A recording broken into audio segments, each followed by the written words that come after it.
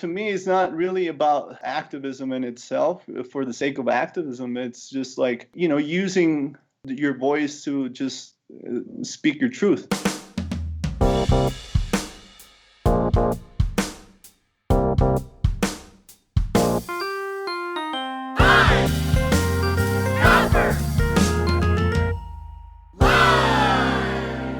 Hello, print friends, and welcome to the 66th episode of Pine Copper Lime, the internet's #1 printmaking podcast. I'm your host, Miranda Metcalf. I release weekly podcasts with people in the print world who are doing something a bit beyond the expected. So please subscribe on your podcast listening app of choice. You can find Pine Copper Lime on Instagram and Facebook, and you can sign up for our monthly newsletter with print news from around the world, all at pinecopperlime.com. We are on the cusp of this little printmaking podcast turning 2 years old. Next episode, actually. And here at PCL, we love a giveaway, so you better believe that for our 2-year anniversary, it's going to be a doozy. So, make sure that you are following Pine Copper Lime on that Instagram for when it drops next week. Printmaking forever, shun the non-believers. This episode of Pine Copper Lime is brought to you by our sponsor, Speedball Art Products, who've been bringing you a diverse range of high-quality products to your creative practice since 1997. Their newest, exciting initiative is Speedball's Print Posse. Working with contemporary printmaking icons, Speedball has invited each artist to design and name an ink of their choosing. So, head on over to speedballart.com to learn more and to find out where you can pick up a can of your new favorite ink. This episode is also brought to you by McLean's Printmaking Supplies. Their small specialist team in the Pacific Northwest is the leading supplier of Japanese relief tools for printmaking in the US and abroad. Our editor, Timothy Pauschak's 2 favorite tools are his Watatsu Wari Sankakuto 3mm V-gouge and his Josui Maruto 1mm U-gouge, both from McLean's. But you don't have to take our word for it. These tools will speak for themselves. So, head on over to imcleans.com to find your new favorite tool and keep on carving. One last little bit of print news for you. The West Virginia University School of Art and Design's printmaking program is looking for motivated and ambitious artists who want to be a part of their active print community. And between now and January 15th, they are waiving application fees for their MFA and MA programs. You might recognize the name West Virginia University from my chats with Stephanie Alans and Martin Mazzora, both who studied in the printmaking program there. You can apply for free using the code GRWVU25. Assistantships and waiver hours are also available to incoming students.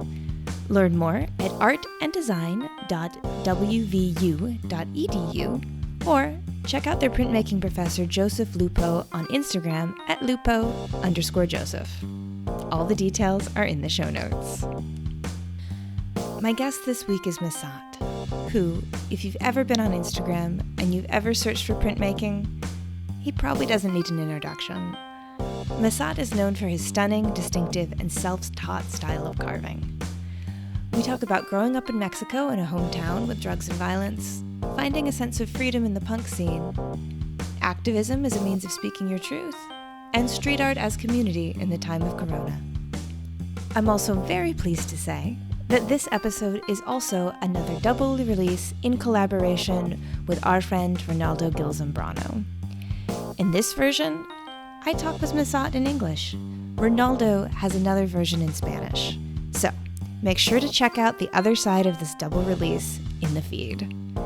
Now, without further ado, sit back, relax, and prepare to break out the wheat paste with Mazatl. Hi Mazatl, how's it going? Hey, I'm doing good. I'm over here in southern Mexico, surviving the pandemic. Yeah, I feel like as long as any of us is doing that, we can answer good when people are asking us. Yeah. Yeah. Well, I'm really, really pleased that we finally were able to line up time zones with you, and because you're generously doing 2 interviews with us, one with Ronaldo as well, of course, which will be in Spanish. So we were doing the 3 time zone dance, but now, yeah, we finally were able to meet up. And I know your work from, I think, even before I really started studying printmaking and getting into printmaking. I come across it on Instagram, naturally, where so many works of art are discovered these days, and was Right. just instantly taken with it, just like the skill of your carving and the imagery, which is so wonderful. But for anyone listening who might not know you or your story, can you just let people know, by way of introduction, just who you are and where you are, and how would you describe what it is that you do? First, thanks for having me, and I'm excited to do the podcast. And Yeah. I first started to see, like, what you were posting online on Instagram. But it took me a while to figure out that it was a podcast. It's just like a printmaking page or profile. And then I just listened to a few of the podcasts, and it's amazing. I'm glad, I'm happy to be on, and I'm glad that you're taking the task on, Oh, thank um, you. and certainly when I started, it was like, I mean, here I just knew like a bunch of older guys, doing printmaking in tiny little studios and workshops. It's nice and great to kind of see it, revive and like a younger generation take over, Mm. because it was definitely feeling like it was dying out, as the previous generation was getting older, and definitely the art form, seeing like galleries not being as interested in carrying prints, because they were not one of a kind and that kind of thing. Mm-hmm. So yeah, I mean, I started getting like involved with printmaking in my early 20s, and it was mainly because I think I was sort of used to seeing printmaking and sort of the folklore of Mexico, and in Mm. textbooks, and just basically like any Day of the Dead sort of reference always sort of went back to Posada and late printmakers, Manilla, Posada, and Picheta mainly. And then, I just kind of became curious, and I started doing it. I was first involved with, like as a kid, I was always drawing, and then in my teens, I was doing graffiti. And then, it came to a point where I just started getting interested in other art forms, and printmaking was the first one that I, really fell in love with. So did you grow up in Mexico then? Yeah, yeah, yeah. I grew up in the state of Sinaloa, in northern, sort of northwest Mexico, and on a beach town. There is not a lot of sort of like art tradition there. There's a lot of music that comes from there, but that's sort of like where most of the culture gets focused on, all the folklore, and then I guess there's a big carnival there that happens, and so there's like puppets and floats, Mm. these big carnivals and that kind of thing. But other than that, not a lot of visual art that comes from there. Yeah, and so you said that you sort of grew up drawing, and then were drawn to printmaking because it sounds like you were just sort of seeing it in your visual Hmm. culture, and it was intriguing you. So then how did you actually get to the point where you picked up a block or a lino cut and started carving?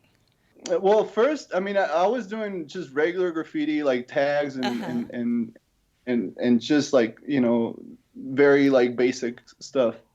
And then now it just kind of felt foreign at some point. I was like, I wanted to do more stuff, and then I kind of became aware of like stencils and sort of like that sort of graphic art.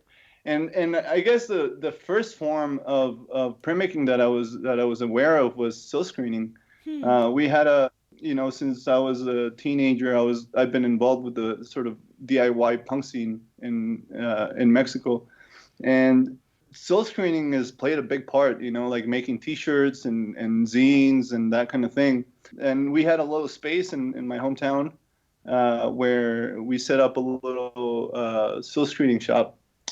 mainly to do shirts and sell them, and to just basically make our own shirts that we wanted to do that we couldn't get because it was a small town.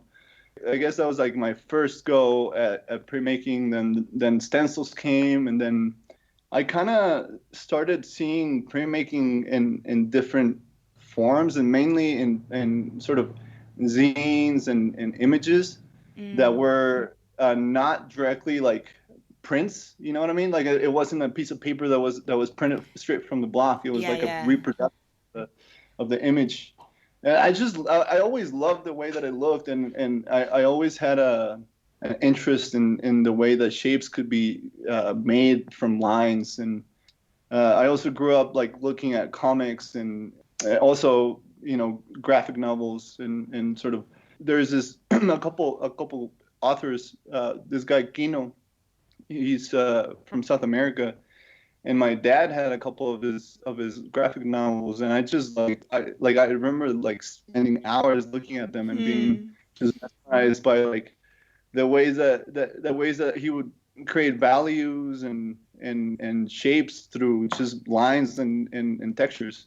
That's really interesting what you were saying about, really looking at the comics and looking at how graphic way of making images, how does one create textures and that kind of thing. Because one of the things that I was really interested about was how you came to develop your style, because it's really distinctive. And, like I mentioned in the intro, you can tell that you have really beautiful technical abilities just by looking at it, the way they're carved, but you also have developed this unique aesthetic as well that's, very much you.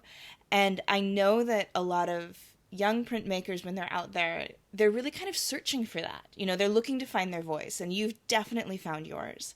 And so I'm wondering if you can speak to that journey at all, and if that started with the comics, or just what that was like for you to find a voice that really felt like your own. Yeah, I mean, for me, I feel like it's just constantly changing.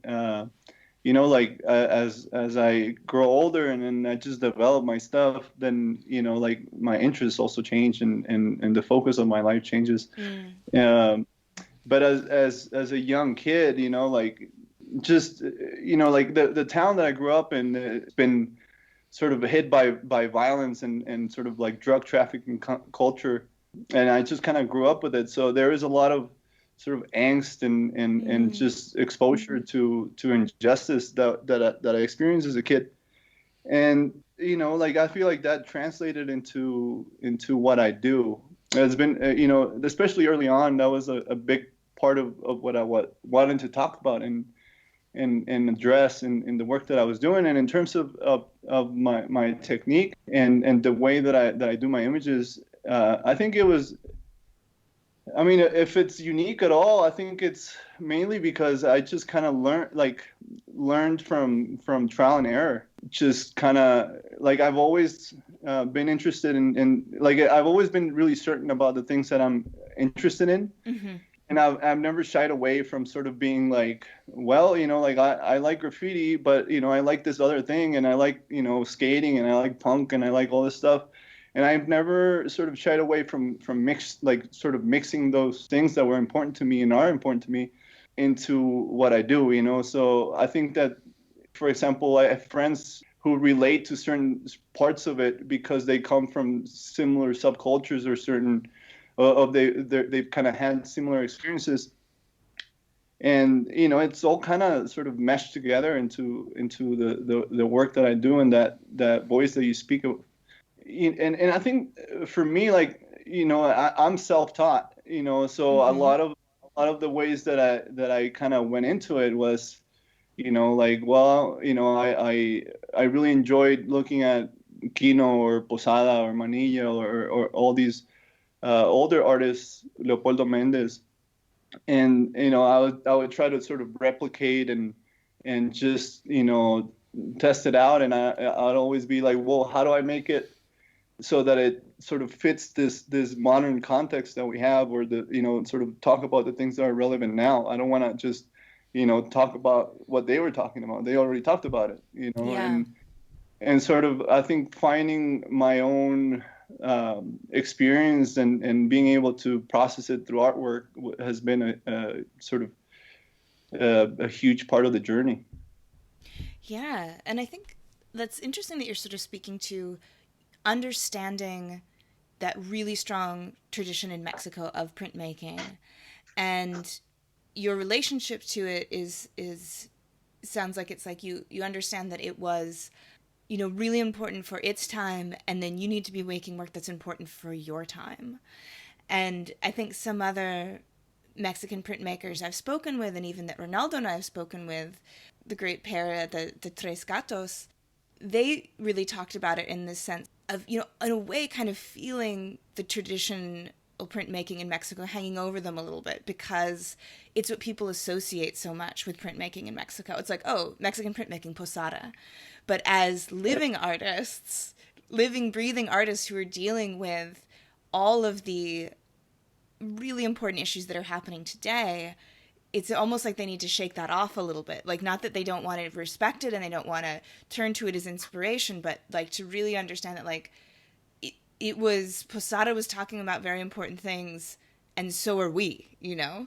It sounds like you're feeling that as well. Right. I think, yeah, I think it's part of the process, you know. I think, like, as artists, like, there's a part of us that emulates, you know. We emulate nature, we emulate social structures, and I think, you know, what the work of other artists and what they do is also involved in that. You know, I think we learn, so we don't have to pick up from, you know, from zero. We can look at what they did, and sort of we have the ability to, you know, kind of keep going, you know. But then, you know, we take the turns that we see fit, and that allows us to have our own voice and not just, you know, keep a tradition for the tradition's sake.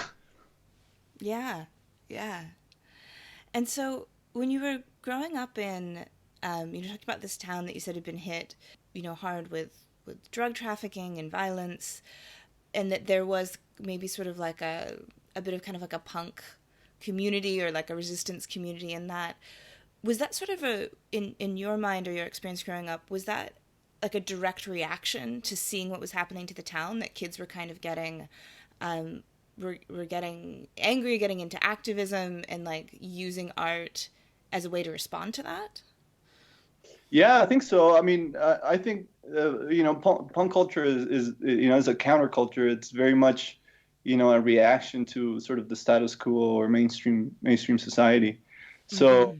it definitely, for me, it really gave me the ability and the sort of the sense that I could do whatever I wanted to, and it didn't have to be good. You know, it didn't have to Ah. be, you know, there was no professor that was telling me, oh, this is good, this is bad, you know, and would write things off.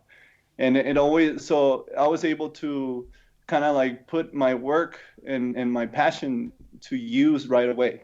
It would be like, oh, we need an image for a zine, or we need a, you know, we have a banner that we need to paint for the march, or you know, or whatever, you know. So it kind of found a really useful avenue to be able to just kind of flourish and practice, you know, Mm. because you don't have the pressure, you know. It's just a bunch of your friends doing zines, and you want Mm. to, and you want to write a text for it. Then, you know, it's just a bunch of 15, 16 year old, you know. It's so, and there is sort of like that collective support in order to sort of develop the work, and just kind of move forward with it. I love that idea of developing your style, you know, just by doing, you know, not by looking to others to sort of like shape you into anything that's preconceived, but Hmm. rather you finding your voice and you finding what interested you simply through the act of repeatedly doing, Right. which I think a lot of people feel like that they need more of a guidance, that they'll, that they don't have that necessarily even that courage to just be like, I'm just going to make and make and make until I love what I'm doing. Yeah. And part of that, of course, is like the what society teaches us, which is that like you can't know anything. You need to go pay a bunch of money for people, you know, who have letters after their name. They know something, right? Right. Yeah. So part of that is just the way we're taught that this is always done. But yeah, you were there just making kind of from necessity with your friends, because you wanted to create something. Yeah, and that and that's a big part of punk culture. It's like most of the people that start playing instruments, because music is a big part of it. Then nobody knows how to play. They're just Yeah. learning as they go. So it just kind of gave me agency and allowed me to sort of do what I wanted to do and not be like scrutinized by making mistakes. And I think that leads well into my next question, which was the use of printmaking for activism. And so you've Mhm. spoken to that a little bit, talking about kind of like the punk culture and resistance and making zines. But I know it's a big part of your practice, and I think just by seeing your work, you can tell that it's political. It's about extinction. It's about ecology. It's about politics, Yeah. and I'm just hoping you could just maybe speak to that kind of in general about how you see like the act of printmaking as an act of resistance or an act of activism. Yeah, well, I think more than anything, it's just it's a collective art form, and Mm-hmm. collectivity. It's built by sort of the effort of many people, and it's much easier to print with people than just printing by yourself. And the fact that you can reproduce the image and like print it as many times as you want, it's always kind of lent itself into it being more of a medium for sort of spreading ideas in a way. It's not just one precious painting that Hmm.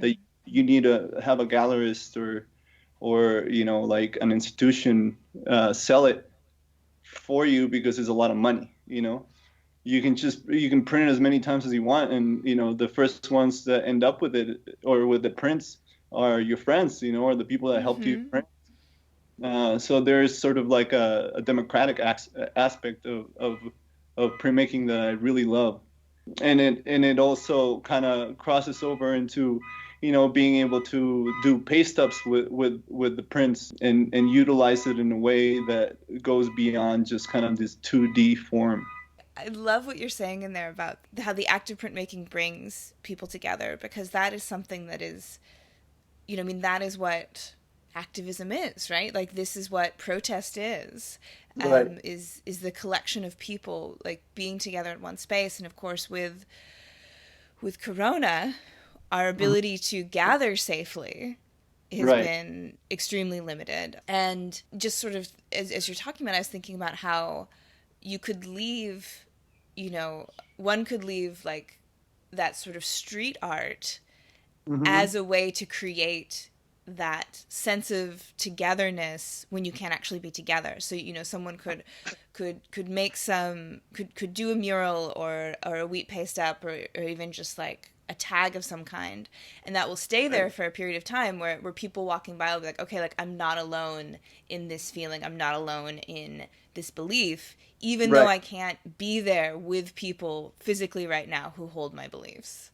For sure. It's always like doing stuff in the street, it's always like it lends itself to having a group of people that support you, because there's risks involved.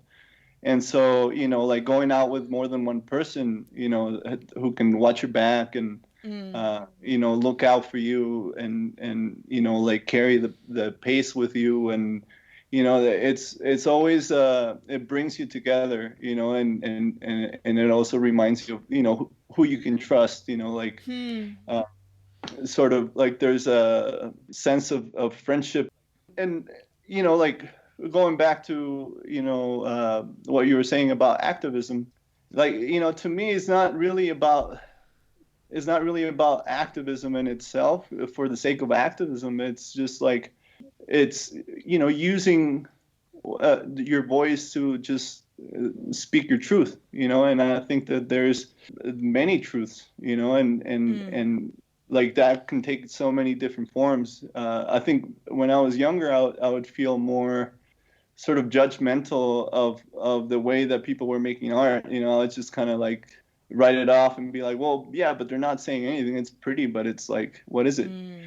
But that was sort of my own relationship with it. I think now I'm much more welcoming of any sort of like ways that people can express themselves and also heal, because Mm. it's a crazy system that we live in, and I think that there's many ways that people can find in order to not just survive in the system, but like thrive, and thrive in a way that is communal and collective. Speaking to that idea of collectives, I know that you're involved in a number of art collectives. The one I specifically know of, I think, is Just Seeds, but I know that there are others. Hmm. And can you tell us a little bit about art collectives and how they're kind of from your point of view continuing to function and create a sense of community in COVID? Mm. Well, I think, well, in COVID, I mean, right now it's just crazy times. Like, I mean, it's kind of hard to say what the fate of things will be, but in terms of the ways that you can structure that, your community in order to sort of support each other, the chances of a project surviving when there is more than one mind at it is much greater, and it's much richer when you have the sort of like many people sort of working towards a similar goal, and it gives you the ability to speak and be supported by your community, Mm. and I think that's important because we're so hyper individualized.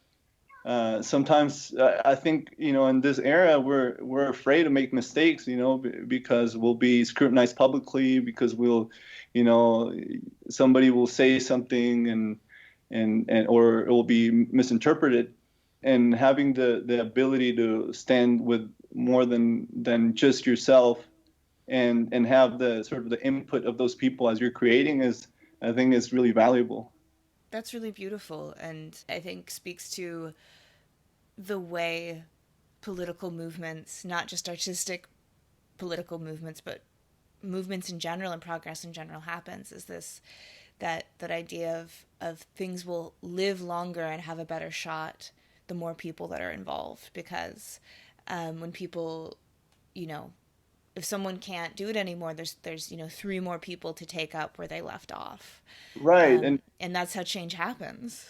exactly. And I think, it gives you the ability to sort of like have just kind of, I think creativity has rhythms, and it's just sort of like trying to push yourself to always be creative and productive is that, I think that's more of a capitalist mentality, Mm. about like, making us machines who just like constantly producing, and that we have to have this just kind of like this genie is always available so that we can just continue to create and just make enough money to survive.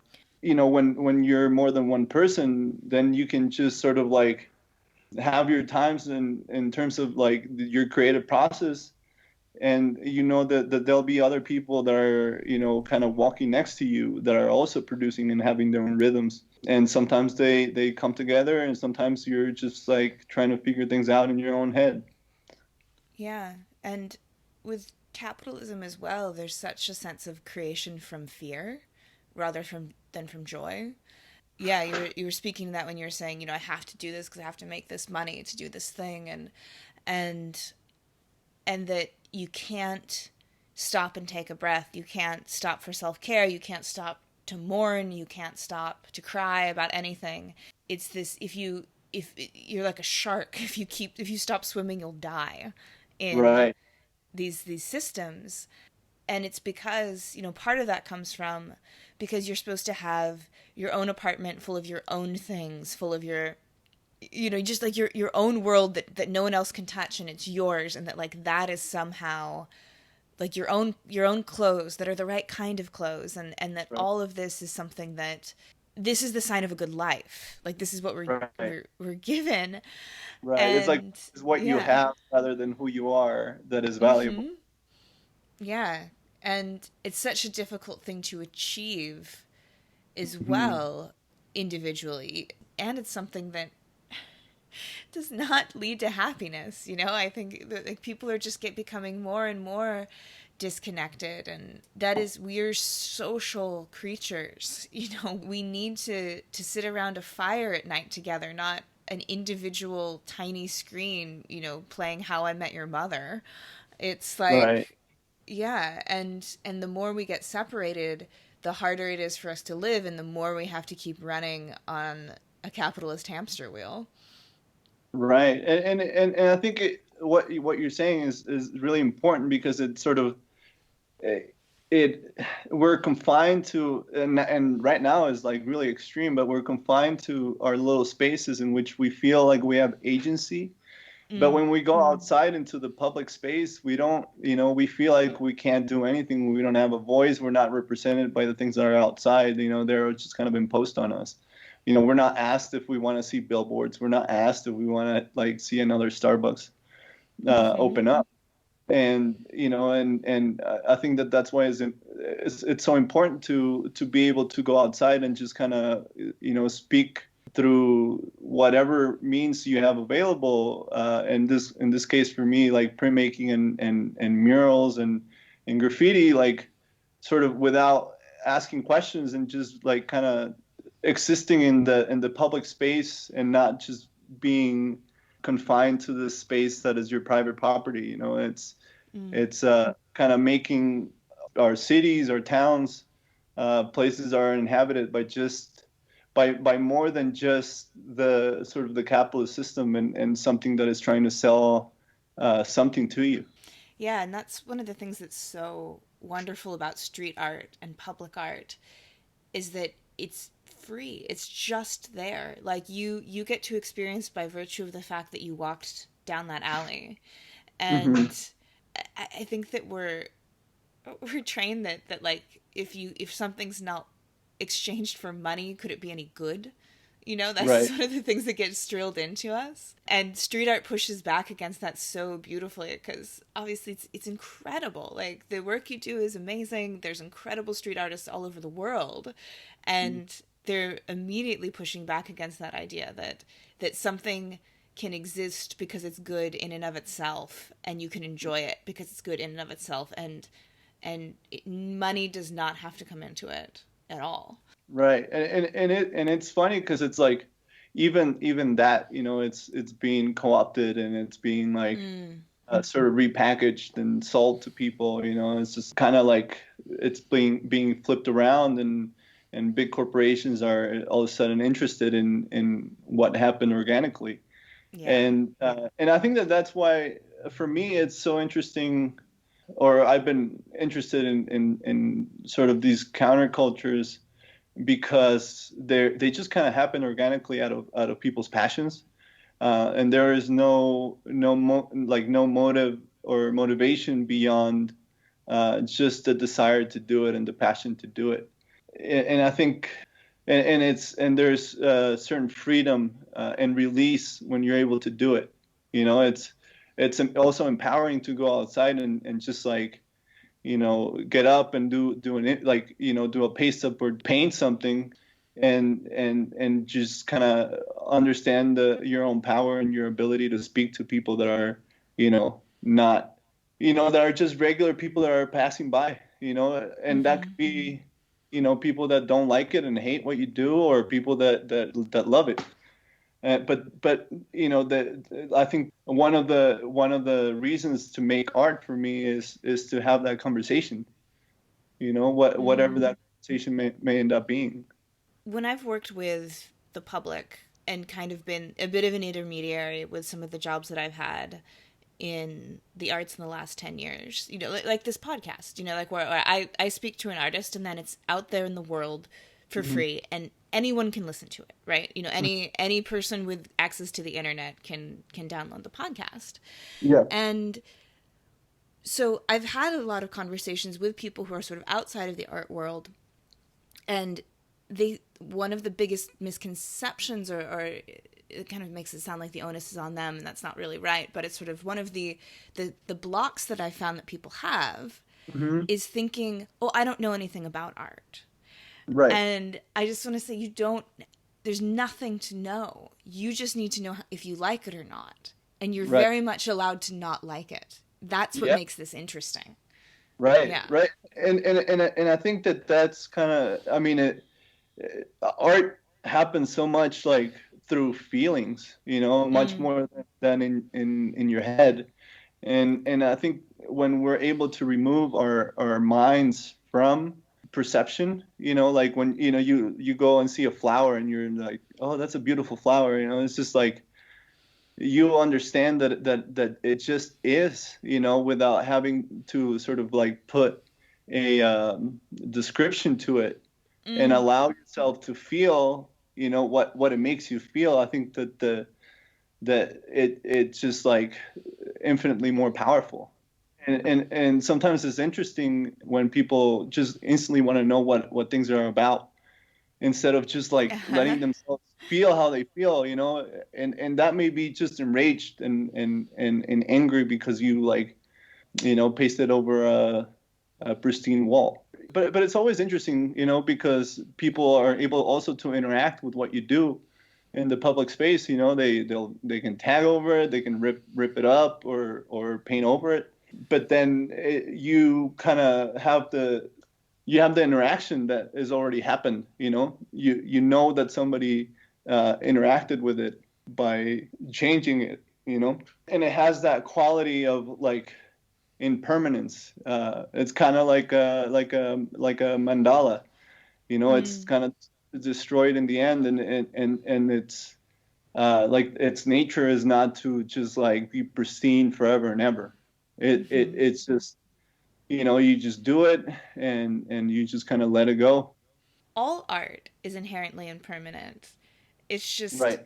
yeah, it's just that some art doesn't pretend that it's not, you know? Right. Right. and and it makes me think about how in the commercial art world, so much of it is just based around how archival is it? What's the documentation?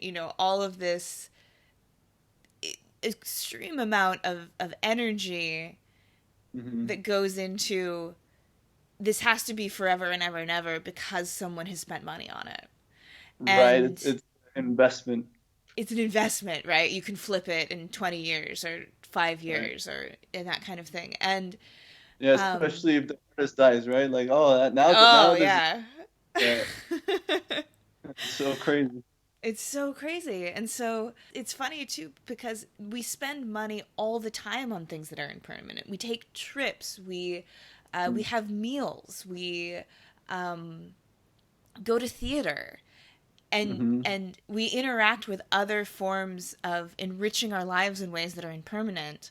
But for some reason art, we don't interact with it that way. We don't think of it as, if I do exchange money for this, I'm exchanging it for the experience of viewing it or the experience of being with it. It's thought of as like, this is the object, rather Right. than how I'm responding to it is actually what I'm trading sort of money for labor for, which is interesting. Right. If it's visual art, if it's, if it falls into the rectangle form of Yeah. art making. Yeah. Yeah, and it also changes the way the art is produced, because it's, if you make decorative art, like there's going to be more people are going to want to have it in their house that is like hanging, and then they look at it and it makes them feel good. And there's certainly a place for it in the world, but it's certainly not, that's not the only thing that we all have to say. And if Hmm. we confine it to it being something that is pleasant, then we're limiting our ability to say whatever we want to say, and express how we're feeling. And I think expressing how we feel and expressing what we're thinking, I think there's something that is cathartic about it. Like it's kind of like writing in a journal. You're able to just kind of get it out of the system. And I think that there is sort of like, if you do it from a genuine place, And that kind of goes back to your earlier question about finding your own voice. I think that's the most important thing. Like, it doesn't matter if it turns out ugly. Like, if it's a really, if it's true to what you feel and think and experience, I think people are going to connect with it no matter what. And I think that like I think that's the biggest, and it's probably the hardest, because we're also constantly changing, and we like a piece can connect with people, and then but if you keep making the same piece, like it may not connect in the same way, or you may not connect with it in the same way, which is like infinitely more important. Yeah. um, and like just being able to use your artwork as a way to sort of like wash those things out of your own system. uh, I think it's I think it's powerful, and you realize that it's not just powerful for yourself, but there's value in speaking your truth. And all of a sudden, like as you do it, you realize it's like, whoa, this is not something that I experience myself only. People relate to it, and they're like, and they connect with it. It's like, you listen to pop music and you can like sing and dance to it, and it may be catchy, but I think, there's something about art forms that, you can connect with the sort of the sincerity of it. Like you listen to a song and it's like heartfelt, and you can just feel the person's soul put into it. And you're like, I don't know what this song is, but like, it just kind of touches somewhere deep. And I think that that's the power of art in general, like, it being visual or audio or video, whatever it may be. Yeah, it always surprises me when I will sometimes see people's reaction to a work of art or to just any creative output if it's not decorative, and the reaction, if it has like a skull in it, or if it has, I don't know, who knows what in it, and people will be like, oh, that's not very nice. you know Yeah. and it's like, the we're not living in a very nice world. It's kind of Right. like, it's this Yeah. is yeah, like, things are really hard right now, and people are responding to that, and I always want to be like, what's going on in your world that you feel like you can control it in such a way that you only want nice things in it. Like, Uh, who well, are I think you? right, like it's this like Hollywood mentality in which everything is polarized. It's like, Mm. it's like, oh, the good guy, he's like good looking, and he Mm-hmm. he helps like homeless children, and he saves everybody, and then like all like this whole fucking like like in perception of what a good person is, this hero. And then the bad, the villain of this story is, like, not only does he like wants chaos for everybody, but he's all like also a Mm. sexual predator. And like it's just like the worst of the worst. It's just like, okay, how bad can you make this person, and how good can you make, and there's like no gray areas in between. And I think it's just like gives us this perception of like, like, well, good is like this, and anything that falls out of it, or everything that makes us feel slightly uncomfortable is bad. Yeah. And falls into this villain category that I must avoid at all costs. And I think it's just like it creates this world in which there's very little room for like real humanity that is complex, and not just like a cookie cutter perception of reality. And that somehow the goal in life is to never ever feel anything bad ever, like as Right. if that's possible. you know Yeah. and I feel like a lot of therapy, and a lot of the phrase I wanted to use was like good spirituality, but that's, maybe a little bit problematic. But I think a lot of the side of certain spiritualities that really help people is coming Hmm. to understand that it's not that there are good feelings and bad feelings. It's not like if you look at a work of art and that makes you uncomfortable, that is a bad feeling. You're not supposed to be having that feeling. It's more Yeah. like this is the whole tapestry of human experience, and Right. how you respond to it, that's in your control. You'll Hmm. never go your whole life without feeling anything bad ever again. But you can Right. decide, do I turn that into anger and hurt someone? Or do I examine why this feeling made me respond this way? Is it actually from my fear? Does it make me feel sad? Like, does looking at pieces that have to do with extinction, which I know you do a lot of work on, am I uncomfortable about it because I know that it's true? Well, maybe I should do Right. something. Yeah. What's your relationship with this experience that we're all having? And I think that it reminds like, things that remind us of our own fragility Mm. and mortality. It just makes us uncomfortable, Yeah. and but it's like, oh man, I'm gonna die like one day, or maybe tomorrow, like who knows, Yeah. and it's like I'd rather not think about it, and we're just kind of prolonging this really central part of the human experience, or just like the experience of a sentient being. Mm-hmm. We're gonna die, and it's like the longer you push away from it is the hardest it will be once we have to experience it, and not just in our own death, but also in the death of the people that we love, and our animal companions, Mm-hmm. and I think it's hard. It's hard to like just push those things away until it's too late, and we were forced to face it. Yeah, it's difficult not to think so much about Buddhism as I'm sitting here in Mhm. Thailand, and all of that, and how a big part of the Thai Buddhist traditions is not forgetting that you're going to die. And that Mhm. comes to one of the really deep tenets of it, which is impermanence, and Yeah. that grasping is our cause of our suffering. And Yeah. so the more attached you are to your own life, the more pain it will cause you when you think about it ending. But Right. if you understand that impermanence is just the nature of our existence, and that as sentient beings, the handoff of getting to talk about art and talk about abstract ideas and dream and think about a past and a future Hmm. is knowing that we're going to die and having to deal with that. But so for so many people that falls into the category of, I don't want to think about that. Like, oh, that work of art has a skull in it. I don't want Yeah. that. And it's just this constant, like, I only like nice things. That's not a Yeah. nice thing. And it's that binary you were talking about. There are nice things and there are bad things, and like life is Right. good and death is bad, and that's the way it Right. goes. Yeah. Yeah. Yeah.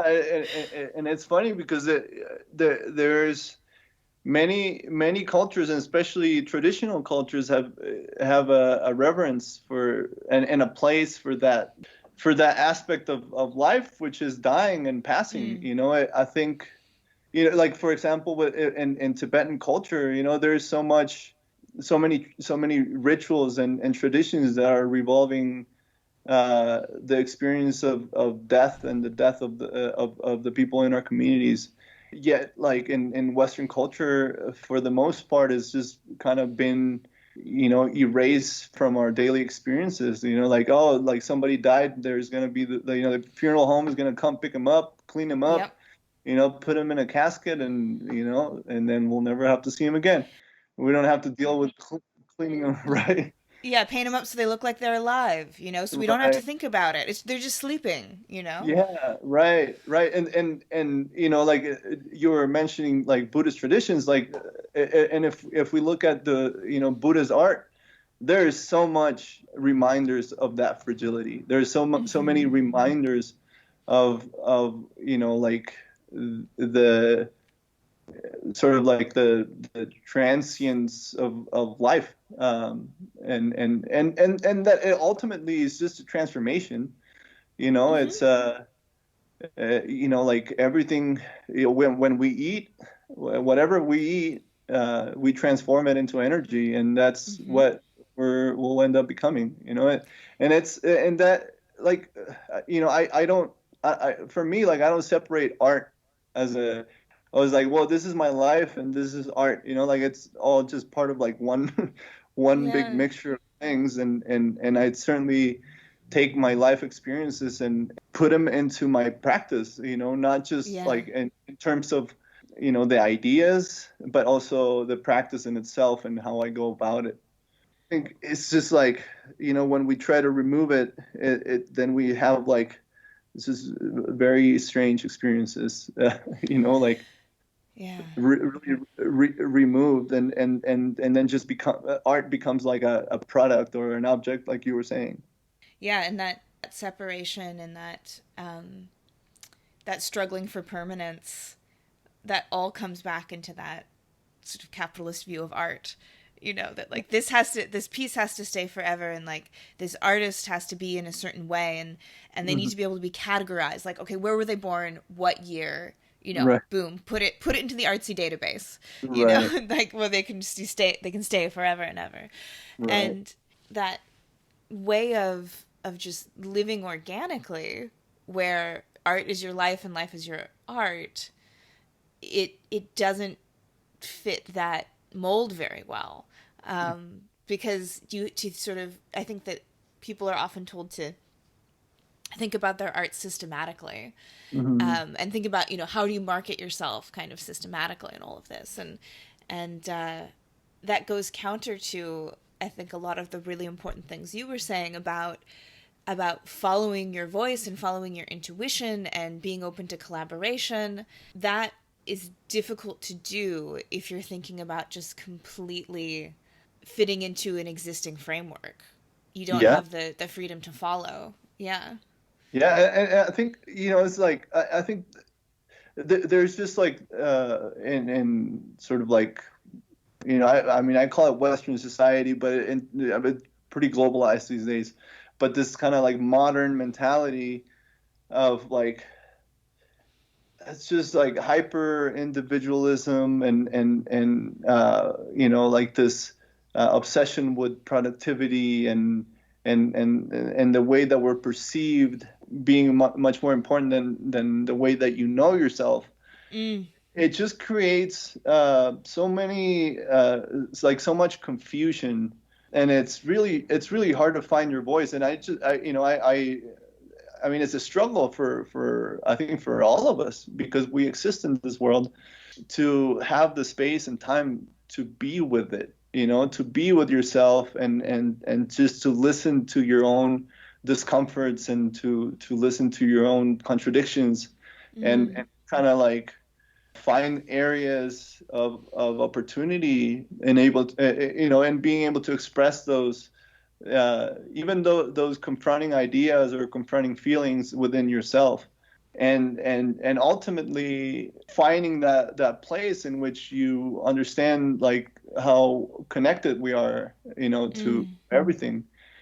And I think that's really the most powerful thing that we can do as sentient beings. It's like just like being able to sit with yourself and living through those challenges, and just kind of like utilizing whatever tools you have available to process that and just find sort of communion in that discomfort. Because Mm. the more you sit with yourself is the more that you realize that everybody is in the same deep shit you're in. Right. Right, and it's not just like it's like as if we were sitting right now and you're like, oh, why is COVID happening to me? It's like, well, not just happening to you, it's happening to everybody. And that could be Yeah. said with everything, with grief, it could be with economic challenges or insecurities, fears, Mm-hmm. that everybody experiences them. And the more that you're able to open up and just speak from a place of truth, then the more you realize that it's what we're all going through. It's part of the human and living experience of being being in this 3D world. Yes.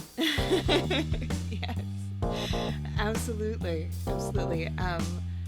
I can't think of a better note to to wrap up on than that, because that was really wonderful, and I think really beautiful advice, or really beautiful words for artists everywhere, but just kind of humans everywhere, is that the vulnerability is truly, it's the only way to live a life that's significant, I think.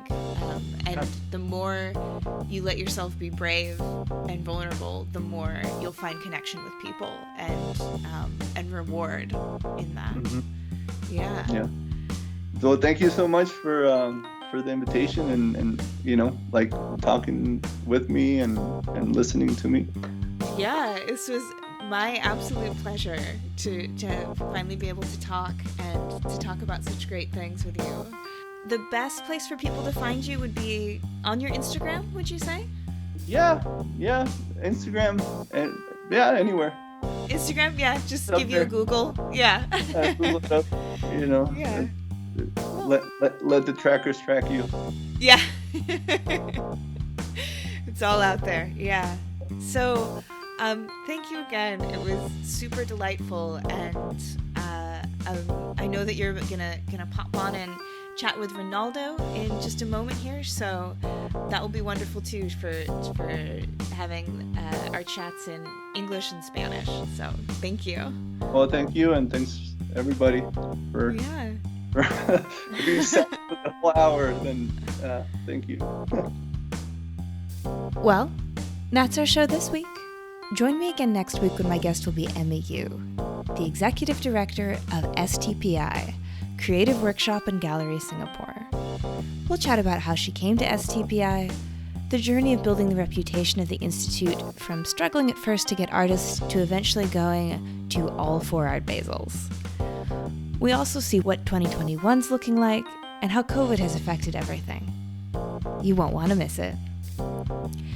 This episode, like all episodes, was written and produced by me, Miranda Metcalf, with editing from Timothy Pauschak and music by Joshua Weber. I'll see you next week.